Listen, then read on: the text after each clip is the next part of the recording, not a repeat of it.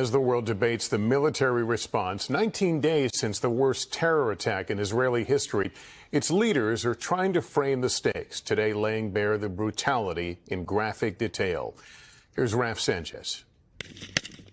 It felt like there couldn't possibly be new horror left to see. No brutality that hadn't already been shared or live streamed. But tonight, with global attention turning to the spiraling death toll in Gaza, Israel's military trying to keep the focus on the massacre that sparked the war, inviting NBC News and other journalists to a screening of raw video from the October 7th Hamas terror attack. I have some sense of what's in this footage, and I've been trying to prepare myself, but I'm still anxious about what we're going to see. For 46 minutes, we sat in stunned silence, watching video filmed by Hamas and filmed by their victims. Much of it had never been seen before. And while Israel's military is not releasing the clips because they're so graphic, they allowed us to describe what we saw, including a terrorist throwing a grenade into a bomb shelter where an Israeli father is shielding his two young sons. The blast kills the father and wounds the little boys. One of them howls, "Why am I alive?" and tells his brother, "I think we're going to die." A Hamas gunman stands over them, drinking Coke from their fridge. It's not clear what happened to the boys. I'm sure that you can figure out that they are worse than ISIS, the way they behave. The military released this video from a Hamas dash cam exclusively to NBC News, saying it shows a terrorist using a heavy machine gun to mow down survivors fleeing from the Supernova Music Festival. Because I knew I just have to survive, I just have to run. Millet Ben Haim was among those running for their lives. When I was growing up, there is this movie about the Holocaust. There is this scene that they're running and there is people shooting at them, and there is also like bombs on the ground. And I remember really thinking about this scene because it was so similar. She hid in a bush with friends for hours waiting for rescue. I don't know who I am, and I feel like a ghost most of the time. Raf, it's a lot to take. Is there a sense this video could be seen eventually by a wider audience? Yeah, Lester, this video has only been shown to journalists so far, but many ordinary Israelis are saying it should be made public for the whole world to see. Thanks for watching. Stay updated about breaking news and top stories on the NBC News app or follow us on social media. Israel's war on Hamas, vengeance or defense? Welcome back to More War Mondays here on the Rob Maness Show on Patriot.tv Live and our X Spaces simulcast. Well, Israel's war against Hamas rages on in the far southern part of Gaza. Calls for a ceasefire continue to be heard loudly, including at the highest levels of the U.S. government. Recently, Christian leaders were invited to the Israeli embassy in Washington, D.C. to view the footage, some of which you just saw there, from the October 7th massacres. Many of the journalists who've already seen the footage have reported that they've never seen anything like the horrors they say Hamas fighters displayed for all the world to see. Well, a former Foreign Service officer and Deputy Assistant Secretary of Energy was one of those Christian leaders who saw the video, and his overall conclusion is that Israel cannot possibly be fighting a war of vengeance. It's definitely fighting one of self-defense, and the only adequate defense is the total destruction of Hamas, in my opinion. Well, my guest today is that man, Bart Marquis, former Foreign Service officer, former Principal Assistant Deputy Secretary of Energy for International Affairs, an author, and I might add, fluent in Arabic, and my friend. Welcome back to the Rob Maness Show, Bart. It's been too long. Hi, Rob. Hi, Rob. It's great to see you. Yeah, it's great to see you too, sir. We appreciate you agreeing to spend some time with us. You know, I saw your article that you read after you saw the videos at the Israeli embassy, and that led me to go, wow, I've got to get him on to talk about what he saw, because you saw all but about 4 or 5 minutes of what the original journalist in that clip I opened with saw. But first of all, let me let you identify for the viewing audience, how long did you spend in the Middle East, and why are you fluent in Arabic? Well, I was, as you say, I was a Foreign Service officer, a U.S. diplomat, and I went to the Middle East. They trained me in Arabic, your tax dollars at work. I spent 2 years learning the language and 10 years in the region. And I have spent another 20 years after that working in and around the region as a businessman, as a senior government official, as a commercial guy with commercial interests, commercial intelligence interests, and so forth. I'm familiar with the region. I like Arabs. I have lots of Arab friends. I have Palestinian friends. None of my friends are like what the people that we saw in that footage. Just because you have an Arab friend, just because you have a Palestinian friend, doesn't mean that they're like the people that you saw in that footage. These are Hamas. They're the brigades of the most militant part of Hamas, and they are absolute brutes. Yeah. One of the things you addressed right off the bat in your article, Bart, was about whether this footage was doctored or not. Mm-hmm. You know, since I have you, can you talk a little bit about why you know it's not after Sure. taking a look at it? Sure. Thanks for asking that. That's an important note to make. First, I am a trained observer. I've spent a lifetime as a trained observer.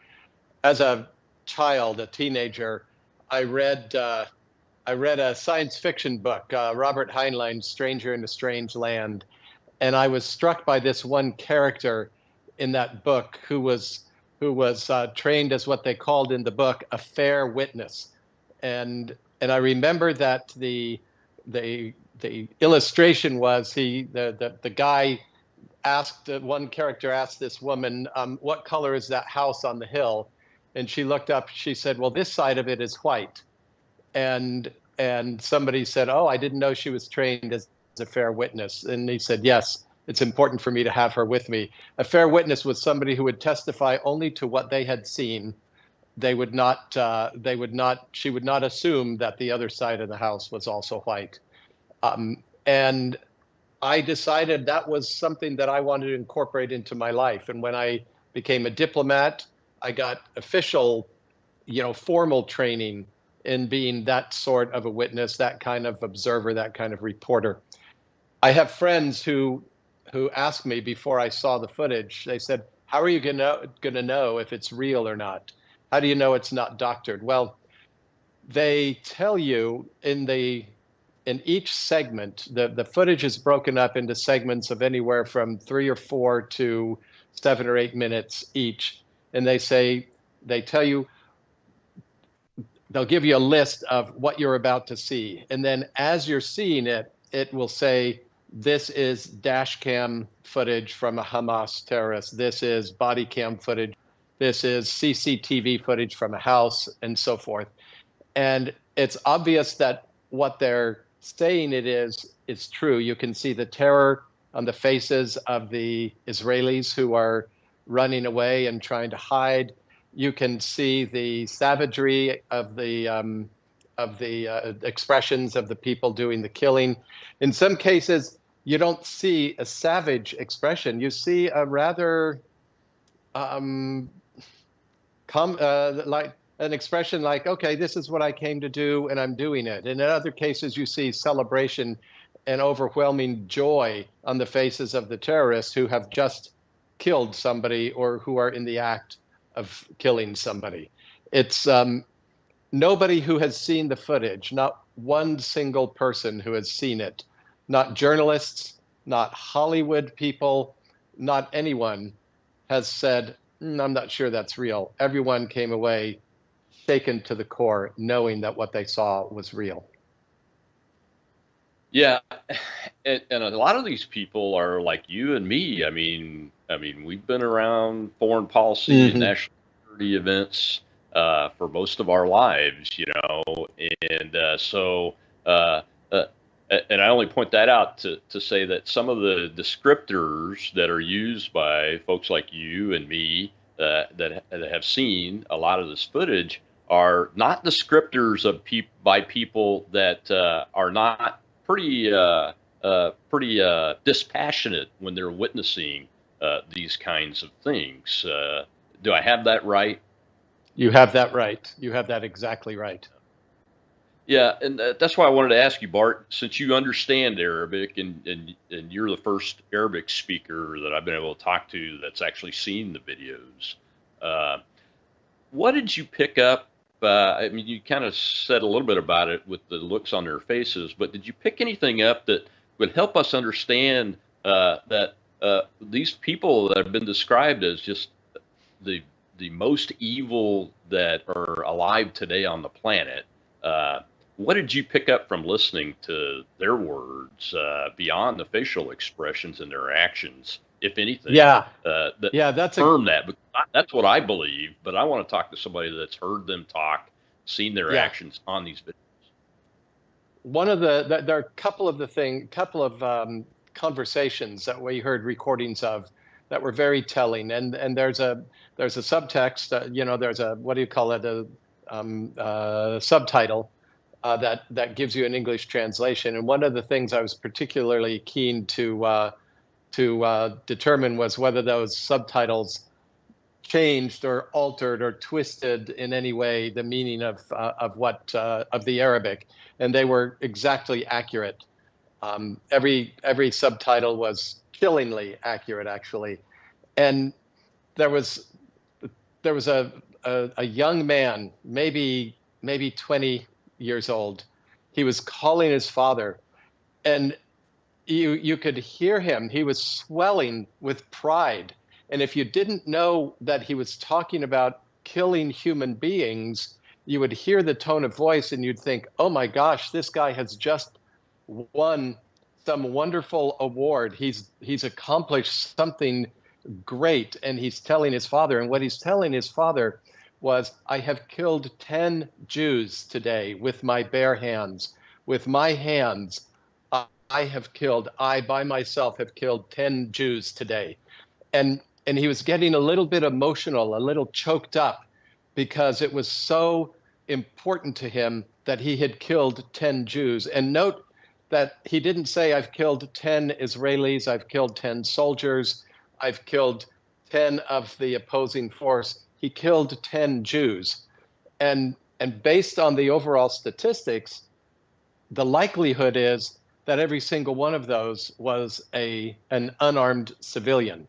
It took the Israeli military quite a while to believe that this could really have happened and to respond. They were very slow in responding. And of course, when an armed force confronts a mass of unarmed people, it takes a long time for armed responders to get there and to intervene. And then he said, please put my mother on the phone. He could hear his mother in the background. And he told her, and he started to cry when he was telling her, and he repeated it, and his mother started crying and started saying, Alhamdulillah, Alhamdulillah, praise God, praise God. She was not praising God for his safety in a dangerous operation. She was praising God and crying in joy because he had killed 10 Jews. That's what we're dealing with.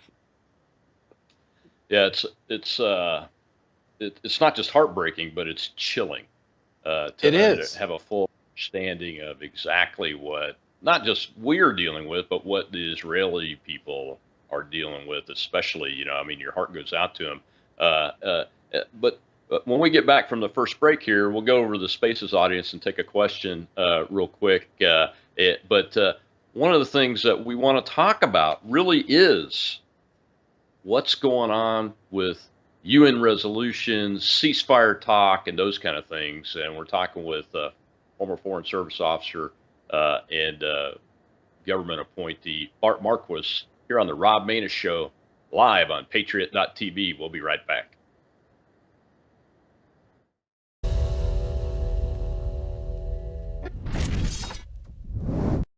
The world is about to shift. Banks are going cashless globally with the emergence of central bank digital currency, which will bring with it programmable money and the ability to turn on or off your purchasing power based on your digital social profile. It's like the equivalent of spyware in your bank account. You need to get out of the system with the world's safest and most private assets, silver and gold. Call Kirk Elliott, PhD at 877-547-5743. That's 877-KIRK-PhD.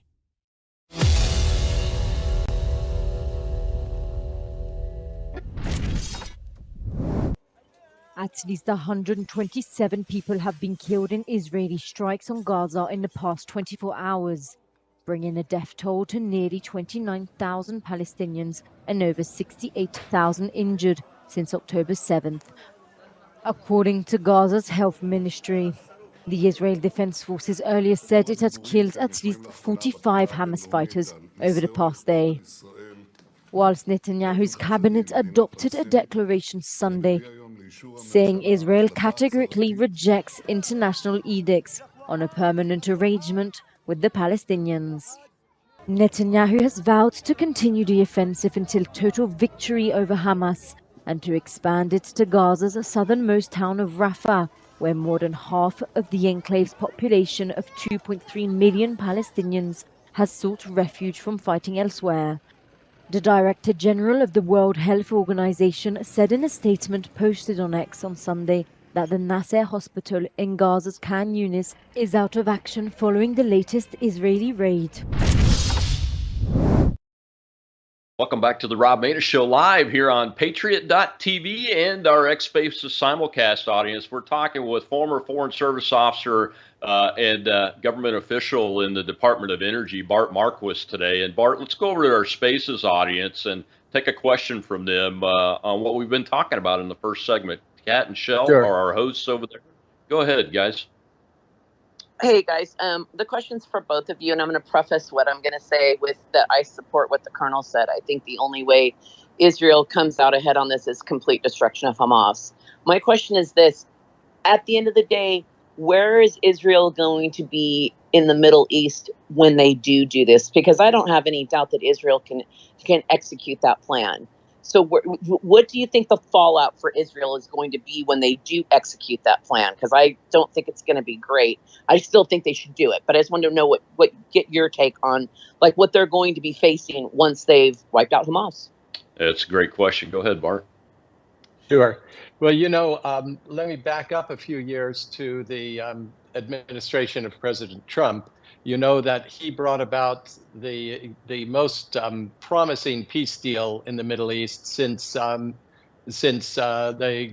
peace deal between Egypt and Israel way back when, the Abraham Accords. And very importantly, all of the countries that signed the Abraham Accords agreements with Israel came out and said nothing about this conflict changes the agreement that we signed to work toward peace and normalization with Israel.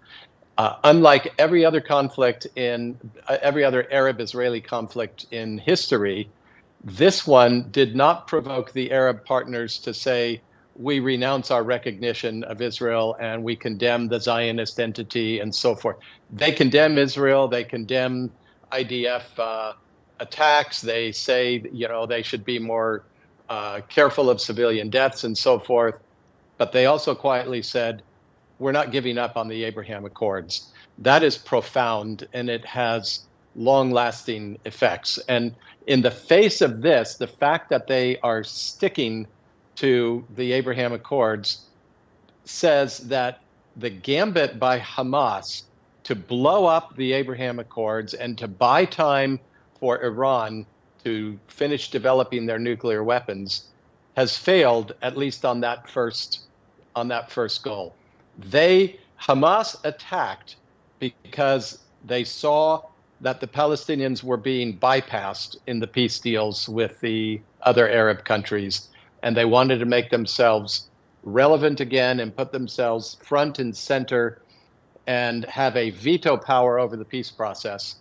The other Arab countries said, no, you don't have a veto power. We will be supportive of you because we're all Arabs, but you don't have a veto power over the peace process. And I think there's your answer right there. Yeah, I agree with you, Bart. The only other thing I would add is that even the Egyptians are blocking Palestinian refugees from coming across the southern border, and that's a huge indicator right there. They, the Arab nations around Israel, other than the parts that are controlled by Iranian, the Iranian militias and the IRGC command control network, really don't want the Palestinians anywhere near their people and their territory because they're just vile as far as the way their outlook is on life, and nothing that they have done, folks, is to the betterment of the actual Palestinian people. But I also think the Arab nations surrounding Israel also know that the majority of the people in Gaza voted for Hamas and would do it again, wouldn't they, Bart? Yes, they would. They would. That was the point. That was why the Hamas terrorists made the videos. Those are campaign ads. Those videos. They're saying, "Look, we killed all these Jews. We humiliated all these Jews. We raped all these Jews. We destroyed them. We are the strong ones. Vote for us." And it works. And you said something about the other Arab countries not wanting them. Because they are vile. They have been made vile by the Palestinian leadership as a matter of policy. You have, 1 million people in the Gaza Strip who have been made to suffer, and you'll see Arab Americans and expat Arabs and other Arabs standing up and making emotional appeals about the suffering of the Palestinian people. And many of the facts that they cite about Palestinian suffering are real. Palestinians really are suffering, but they are being made to suffer as a matter of policy by, first and foremost, the Palestinian leadership. And I don't mean just Hamas, I mean Fatah and the other factions of the PLO. It was Yasser Arafat's policy to keep them confined in refugee camps as much as possible, to make their suffering as great as possible, because that was how he raised money, billions of dollars from foreign donors. And the successors to Arafat are split and divided, but they're all united on one thing: they must increase the suffering of the Palestinian people, because that's how they get money from donor nations, whether they're Arab donors or Europeans or Americans. Biden wants to give these people another $1 billion in the middle of a war. He wants to fund both sides of a war. How does that make sense? But he's doing it because of the blackmail being used by the suffering of the Palestinian people. But that wasn't caused by the Israelis. The Palestinians that live inside Israel, that are Israeli Arabs, have good incomes, they have happy families, they are in a safe environment, they have representation in the parliament, the Knesset. There are Arab members of the Knesset that have participated in forming a government not very long ago. They have more rights than the Palestinians that are in areas run by Palestinian leadership. And that's an important point. And we can come back to your other point after that, but I wanted to make that point.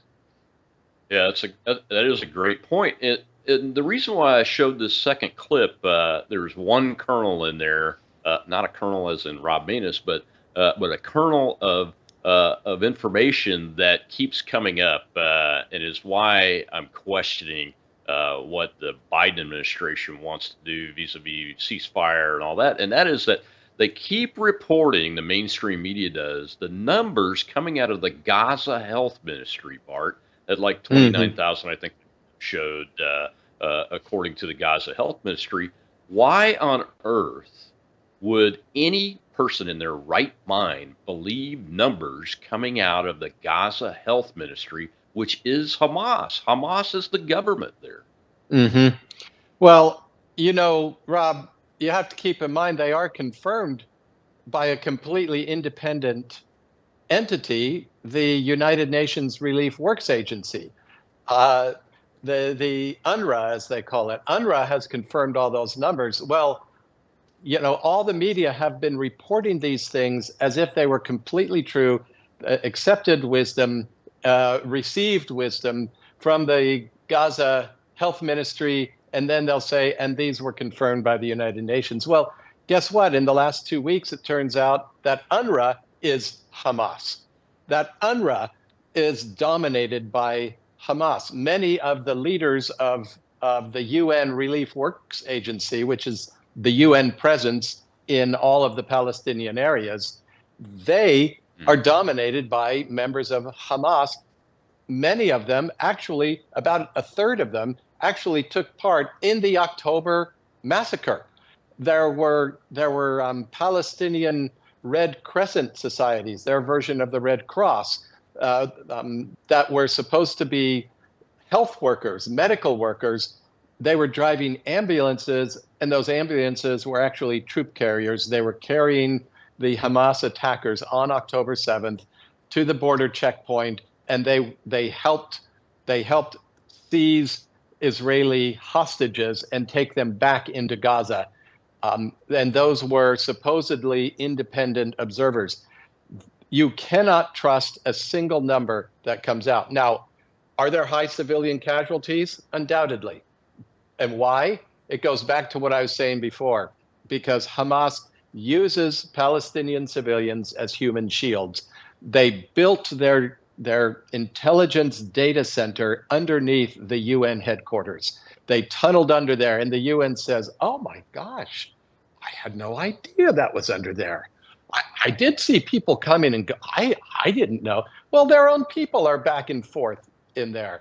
They built headquarters under hospitals, under kindergartens, under schools. They would fire rockets into Israel from kindergartens, playgrounds, schools, because they know that the Israelis pinpoint the origin, the launching point of a rocket, and they destroy that launching point. And so they would launch it from a place full of women and children so that they could say, look, the Israelis are bombing civilian areas. They're doing it all along. So yeah, there are high civilian casualties.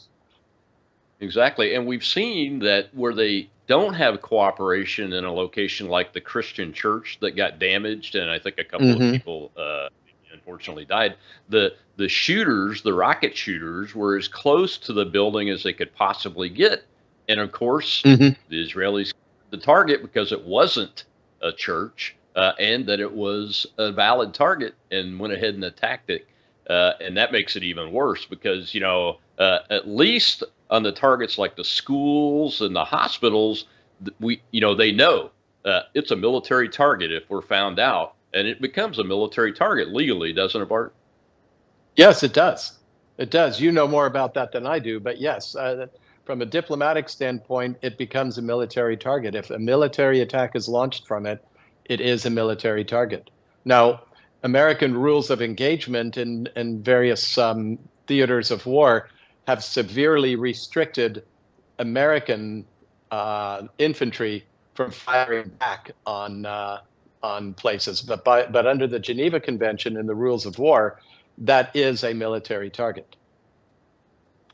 Yeah. Well, before we go to the break, one more question. And that is, why is the Biden administration pushing for a ceasefire when they know that the Israeli armed forces and the Israeli government, even the opposition, is united on this effort to destroy Hamas and remove it from the face of the planet from being able to do this to anybody else, let alone Israeli civilians? I'll try to answer that. I can't think off the top of my head how many words, in 4 or 5 words. Michigan, Pennsylvania, Virginia, Wisconsin, Minnesota. Those are states that have high percentages of Arab American and Muslim American voters in them, and they're doing electoral college math. The Arab American and Muslim American communities are threatening Biden that if he does not let Hamas crush Israel, if he does not prevent Israel from crushing Hamas, that they will not vote for him in November. They will instruct all of their people to either stay home or to withhold their vote on the presidential line so that he cannot win those states. And those are states where the margin of victory in the election in 2020 so-called victory, but I won't go down there. That's not our topic for today, was less than 20,000 people, and they have over 100,000 voters, 200,000 voters in those states. That's why Biden is doing that. It's sheer calculating electoral math, and that's all it is. And it shows that his humanity and his team's part is just at the lowest possible level. If you can't have the humanity to say Israel can defend itself and do what it needs to do, just like the United States did what it needed to do in World War II, that's the only way to solve these kind of problems once the military box is opened up by an enemy. Well, Bart, we got to take another break. We'll be right back. When we come back, I'm going to get a little touchy subject because I want to show a little clip about the sexual atrocities of the Hamas criminals in the October 7th attack. I'm Rob Maness, Patriot.tv Live. We'll be right back.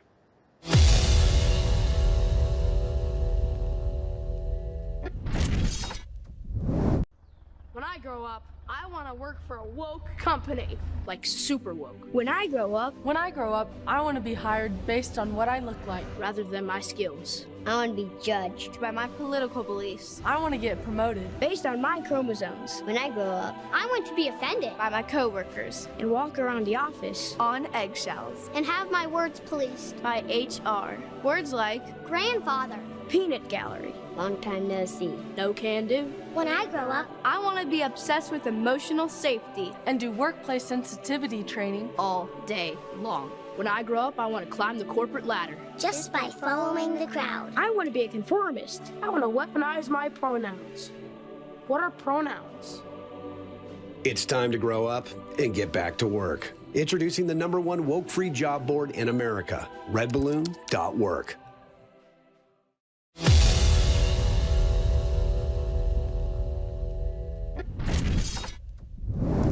Ex-Meta executive created a new documentary revealing Hamas sexual atrocities via interviews with survivors, freed hostages, police officers, and first responders. Former Meta COO Sheryl Sandberg has wrapped up filming in Israel for her groundbreaking documentary titled Screams Before Silence. The film delves into the harrowing sex crimes committed by Hamas terrorists on October 7. Sandberg's documentary promises to shed light on previously undisclosed details of the assaults, unveiling evidence of rape and sexual assaults inflicted on Israeli women and girls.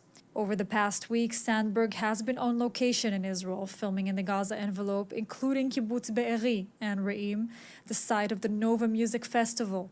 The documentary features interviews with eyewitnesses, freed hostages, Zaka first responders, medical experts, and survivors, all providing chilling insights into the traumatic events.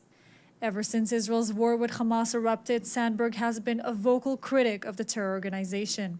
Through op-eds and speeches, he has vehemently condemned their crimes, declaring that rape can never be a weapon of war.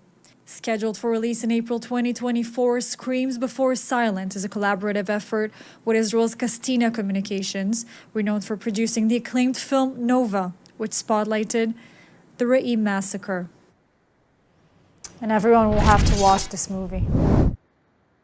Welcome back to the Rob Maness Show at Patriot.tv Live. We've got our X Spaces live audience up, and we're talking today with my friend Bart Marquis, former Foreign Service Officer and high government official in the Department of Energy and International Affairs. Well, Bart, you know, that video and that documentary is going to make a lot of people uncomfortable because the folks in this country in the younger demographic are all in for Hamas. When you listen to the protests, and it's amazing that when you juxtapose these two subjects together, some of the things that you hear, what do you think is driving that? Oh, I think that it's being driven by this leftist, narrative about oppressor versus victim. And they look at the Israelis and say they are the oppressors. They're like the white males, the white male patriarchy of their vision of America, and the Palestinians are people of color and they're the victims, they're the oppressed, and so we're just naturally on the side of the oppressed. And the irony is having people from the LGBTQ community out there demonstrating for Palestine, for Gaza, and they would be shot and hanged from a crane. Their bodies would be hanged from a high place in the public square, or they'd be thrown off the roof of a building for being gay or for being part of a community that was not normative heterosexual in nature. You see people of color protesting. Very interesting little thing about Arabic, when the Arabic word to describe a black person does not. There is technically you can use the word black to describe a black person, but the word that most Arabs, most Palestinians, Syrians, Lebanese use to describe a black person is abd. Abd means slave, and they use it to describe any black person because in their culture, in their vocabulary, in their mindset, a black person is somebody who is meant to be a slave. And there was kind of a funny mistake. Some guy, there's a word that's similar to it in Arabic. The word for crown prince is wali al-ahad in Arabic. Well, in one country that has a crown prince, a news presenter was talking about the crown prince, who was black, who was the descendant at the time of Sudanese of a Sudanese mother going back, and he called him by accident. He called him Wali al-Abd, and he was fired and unhireable. But he said it on live TV because that's such a common expression to use. They don't understand. That's how the young people, they don't understand what it is they're defending. And it's very sad because the people who are being oppressed are the same ones who've been oppressed for thousands of years, and that's the Jews. And finally, Jews around the world have decided we're never going to have another Holocaust. We're never going to have a Warsaw Ghetto. We're never going to be in a position where we absolutely cannot defend ourselves, and we can be raped and stripped and humiliated in front of everybody because we don't have even a knife or a gun to defend ourselves. And they are defending themselves, and now the world is angry because the Jews are defending themselves. Nobody is calling for a ceasefire in Ukraine. Nobody is telling the Ukrainians to stop killing Russians. Nobody is telling them it's disproportionate. It's only the Jews that they're picking on. Yeah. Well, I'm calling for the Ukrainians to sue for peace because they're nuts. They're just getting thousands of themselves killed. And I don't think there's anything anybody's going to be able to do except for peace. But why? I mean, I've fought in a lot of wars. You've been around a while. We've been in a lot of countries. We both have Arab friends, Muslim friends. That are nothing like this. Why the sexual atrocities, Bart? Help this audience understand that before we go over to the Spaces audience question. Okay, all right. And this is the most difficult part of this. And mercifully, there were 7 minutes cut out of our footage. Our footage was 41 minutes long, and the part that other people have seen is 48 minutes. And what they cut out, I'll give you an example of something that we did see in our showing. It showed it was a bomb shelter, and it was filled with young women and women up to about the age of 30, and about a dozen young boys, mostly prepubescent or barely pubescent boys, and they were being held there, and it showed us that they were being held, and they were terrified, and then the footage cut. What they cut out was the slow, ritual, persistent sexual abuse of each person in that room by I don't know how many terrorists. One, and please, if you have children listening, what I'm about to say is going to be very difficult. So please be careful. I'm giving you time to mute it if you don't want to hear this. One image that I did not see, but many friends have seen, was an 11-year-old girl who had been so brutally raped so many times that both of her hips were broken. They do it. They do this because in their minds, as one terrorist who was being interrogated by the Israeli Defense Forces, he was captured. He said, "Why did you rape them? Why did you rape the women? Why did you rape the boys?" And he said, "To dirty them. We had to dirty them because it dirties the entire community. If we dirty their women, if we dirty their children." It's a matter of humiliation and a triumph, and it shows a superiority in their minds of their group over their enemies, and that's why. And again, it lets them. It satisfies the desire of their family members, of the Palestinian people, for revenge and for destruction of the Jews.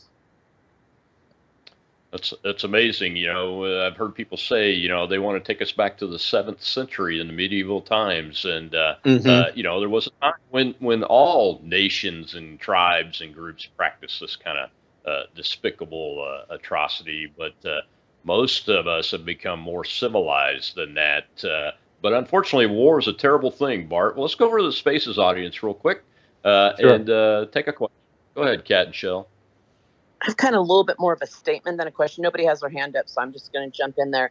The unfortunate part about what he just said, which I knew was pretty much the reasoning behind what they do. I get that, to dirty them, to humiliate in their minds. But the sad part about that is that there's so much censorship that it's unfortunate. Like, do I want to see any of that footage? No, I do not. But do I think that it needs to be out there in the open? So maybe these morons, and I said it, you guys didn't, that are protesting in favor of Hamas, this trans community that thinks that they wouldn't get thrown off the top of the building. Yep, I said that too. Would actually open their eyes to what is really the true story there. And it's unfortunate that X would turn around and suppress that for us. If we put that out there, they're going to say we're promoting violence or it's sensitive content. And they would they do this thing now where they don't suspend, they'll restrict your reach. So you can't win with it. But I just wanted to make a statement. I think it's really unfortunate. Do I want that out? Do I want to see that? No. But do I think people need their eyes wide open? 100%. Just wanted to throw that out there. Good point, Bart. I mean, that reminds me of the young German-Israeli influencer young lady that was shown being transported around in the back of a pickup truck with her legs broken and arms broken. If you remember that, but that was suppressed pretty rapidly by all of the social media and the mainstream media. Yeah, and we should, and she, like so many others, the people at that rave, at that dance party, they were peace activists. They purposely held it down where they held it near the border with Gaza because they were making a statement that the Palestinians in Gaza were their brothers and sisters and that we should have peace with them. And they were very critical of the Netanyahu government for not being more forward-leaning to make peace. And this goes to what Michelle was saying. You must. I did not want to see the footage. I did not want to talk about it. I don't like talking about it. But you have to know what will happen if you drop your guns and if you take down the fence. What will happen? What happened on October 7th would happen to every single Israeli in Israel. It would happen to every single Jew in the world if they could get their hands on them, if they could get within shooting distance and they had enough bullets. They would celebrate it. That's what they are trying to do. And they wouldn't stop with Israel. When they say from the river to the sea, Palestine will be free. What they mean is it will be free of Jews. All of the Jews will be destroyed. They will all be killed. They'll all be driven into the sea, from the Jordan River to the Mediterranean Sea, the entire expanse of the land of Israel. That's their dream, is to kill all of the Jews. How do you sit in the White House or at the State Department making policy and then go to somebody and say, I know that there are millions of people who want to kill you, and there are 1.5 billion people around the world who will kind of stand behind them, either actively or passively to one extent or another. But you know, 7 million Jewish citizens of Israel, you should let down your guard and give them the power of a state, reward them for this atrocity by giving them what they could never achieve through negotiation. What the Palestinians have turned down a two-state solution. Every single time it's been offered to them, they've turned it down. They don't want a two-state solution. They want a one-state solution, and that state being wholly Palestinian.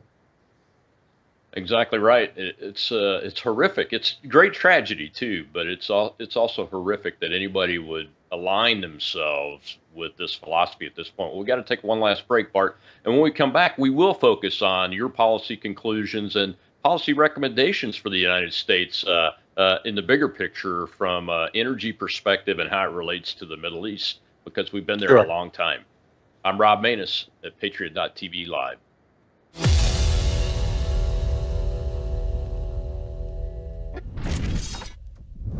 What if this happened to you when you're alone? Or what if it happened here? With MedGuard Alert, you're never alone. You can connect with medical professionals anywhere, anytime. And now MedGuard is introducing our exclusive new Care Watch. If you need help quickly, use it from anywhere to contact medical professionals. No cell phone required. The Care Watch is not only a life-saving medical alert device, it's a revolutionary health monitoring system that checks your blood pressure, heart rate, oxygen saturation, and much more. And here's the best part. If you have Medicaid, you may qualify to get your Care Watch for free. The Care Watch is only available through MedGuard Alert. Call us right now. We have monitoring programs starting as low as $1 a day. The call is free, activation is free, shipping is free, and no contract is required. Remember, with Medicaid, you may qualify to get your Care Watch for free. Don't wait. Call us to get your Care Watch right now. Operators are standing by.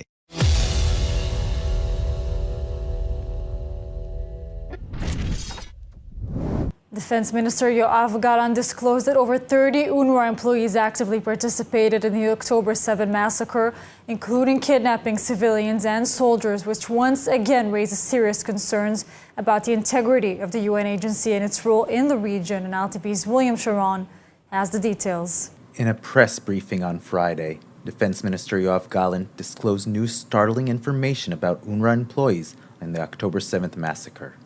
According to Gallant, Israel possesses intelligence indicating that over 30 UNRWA employees actively participated in violent acts, including the kidnapping of civilians and soldiers. This revelation once again raises serious concerns about the integrity of the UN agency and its role in the region. Gallant presented evidence suggesting that 12% of UNRWA's 13,000 employees are linked to the terrorist organization in Gaza, with 1,468 actively involved. Shockingly, these individuals hold seemingly harmless positions within the organization, such as social workers, school counselors, and math teachers. Gallant also shared a video captured by security cameras at the Erez crossing on October 7th, showing Palestinian Red Crescent medics aiding a wounded Nukhba terrorist. In a separate development, Israeli officials released a video showing a UN relief worker, identified as Fasil al-Muslimi al-Nami, clearly kidnapping a murdered Israeli man during Hamas's October 7th massacre, providing yet again UNRWA's roots in cooperation within Hamas in Gaza. Welcome back to the Rob Maness Show on Patriot.tv Live with our X Spaces simulcast audience, and we're talking today with the former Principal Deputy Assistant Secretary of Energy for International Affairs, Bart Marquis, who's also a former Foreign Service officer, has a lot of experience in the Middle East.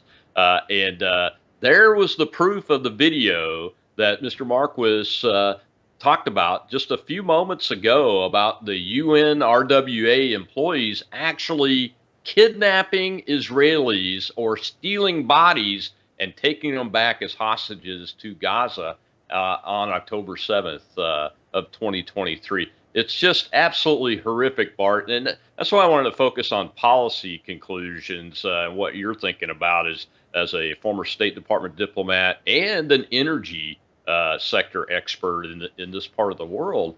For the United States, going forward after Israel does what it needs to do, I don't believe that they will cave in to the U.S.'s call or anybody else's call for a ceasefire. At least I hope they don't.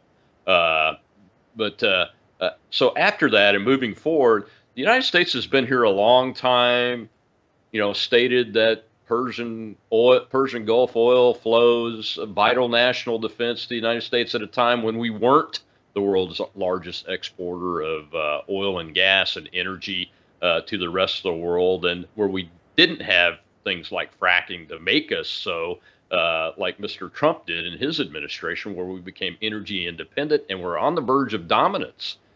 So going forward, can we continue to let the Palestinians hold the entire area hostage over what we say is a vital interest that really isn't anymore?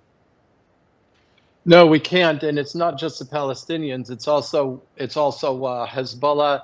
It's also the Houthis in Yemen. It's also the Iran-supported Iraqi militias in Iraq. There is an encirclement around Israel, around the Arabian Peninsula, of Iranian influence, and all of this is being driven by money and weapons supplied by Iran. It's no accident that there was peace in the Middle East when Donald Trump was president, because he had deprived Iran of their money. He had put massive sanctions on the country. He had put sanctions on any country that bought Iranian oil. He forced Iran, the only place Iran could sell their oil was to essentially China and India, and they had to sell it at extremely discounted prices. Putting sanctions on them doesn't mean they can't sell, it means they can't sell them in legitimate open markets that Western nations participate in. And it means then that they have to sell them at huge discounts.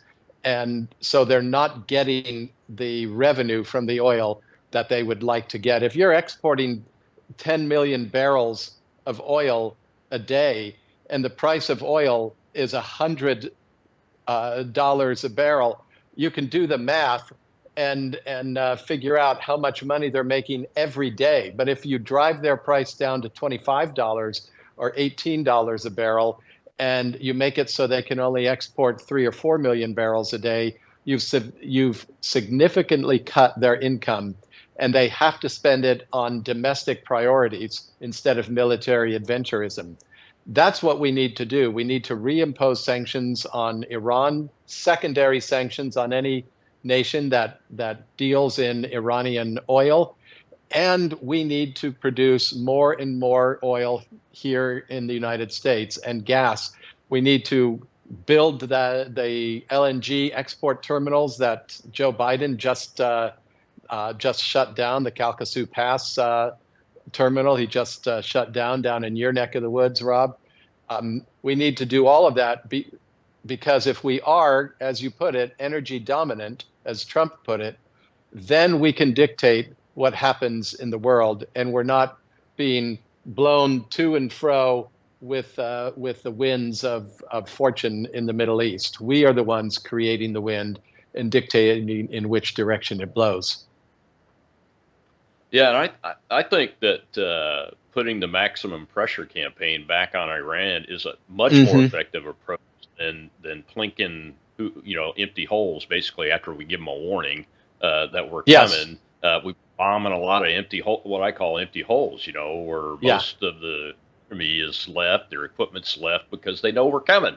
They know we're I mean, coming. It looks good on TV for some things from our propaganda perspective, but if we tell them we're coming and we're not really set on destroying the capability, well, the best way to destroy it isn't through military violence. It's through the maximum pressure campaign. I mean, instead of giving them their $6 billion of money back that we were holding from the original Iranian hostage crisis, I think is where that came from.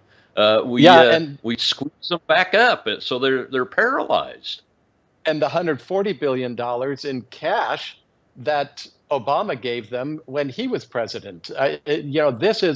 This is the third Obama presidency, the third term of the Obama presidency, and Joe Biden is doing what Obama tells him to, and Obama has always loved Iran. You're absolutely right. Firing missiles that cost, what, $300,000 each? So you're firing $40 million, $30 million worth of missiles to destroy a bunch of cinder block huts in Yemen that they've taken all of their missiles, all of their rockets, all of their ammunition, and all of their bad guys out of, because we told them 10 days before that we were going to do it. We gave them 10 days to move everything, and then we blew up since it. And, I can see John Candy standing on the sideline saying, blow them up good, blow them up real good. That's all we did. As you said, we made big holes. We blew up some cinder block shacks. We made big holes in the ground. We spent $30 million with absolutely nothing to show for it. And 2 days later, the Houthis were back, stopping shipping in the Red Sea all over again. Not to mention risked our people's lives by, attacking the targets. And we still have people on the ground there that really don't have a serious mission. I don't think they have a mission at all other than to be tripwires, and we've cost more lives of young Americans that have volunteered to serve their country because of that, Bart. So let's before we close this out, I want to get your take on the United Nations issue. Look, I have long campaigned on, even in the political world, a platform of eliminating the United Nations because it's more of an enemy to freedom than it is anything else. And I think this UN faction that we saw actually helping Hamas really does show that. Now you're hearing calls to defund at least that part of it. But where do we take this thing? I mean, for all the good intentions back in the day, it really hasn't resulted in any. And I'm just curious to get a diplomat's perspective on that. Well, I'm not, this is my perspective, and a lot of my diplomatic colleagues would not agree with me, but I think one of the greatest moves ever done to the UN was done in the first Reagan administration, first term of the Reagan administration. There was a very young guy named Greg Newell. He was an assistant secretary of international organizations, and he led the effort to defund UNESCO, because UNESCO was promoting books, lessons, curricula, all kinds of teaching materials and artistic materials that were virulently anti-American, anti-capitalist, pro-Soviet, pro-communist. He said, no, we're going to defund it. And it stayed defunded for, 8 years, 10 years, 12 years. And when UNESCO came back into the good graces of America, they stopped their anti-American activities. I think it's time to do that on a very large scale. And I'm not totally opposed to the idea of just kicking the UN out and turning that whole building into condos. Maybe they could be some new Trump Towers built there instead of the United Nations. Maybe put some homeless veterans there. Well, Bart, thank you very much for joining us today. It's been too long. I want to make you a contributor to the Rob Maness Show because we've always enjoyed our conversations. You can find Bart on X Spaces or X at Bart Marquis. And thank you, sir. I appreciate your help. At B Marcois, at BMARCOIS. At B Marquis. There you go. Well, thanks, Bart. Thank you, appreciate it. God bless you. And tomorrow is Training Tuesday. Christy Chamberlain, author of Rules for Deplorables, will be here. We're talking about a lot of stuff from J6 to artificial intelligence and Grok. and what the impacts will be for the American people. I'm Rob Maness on Patriot.tv Live. We'll see you tomorrow.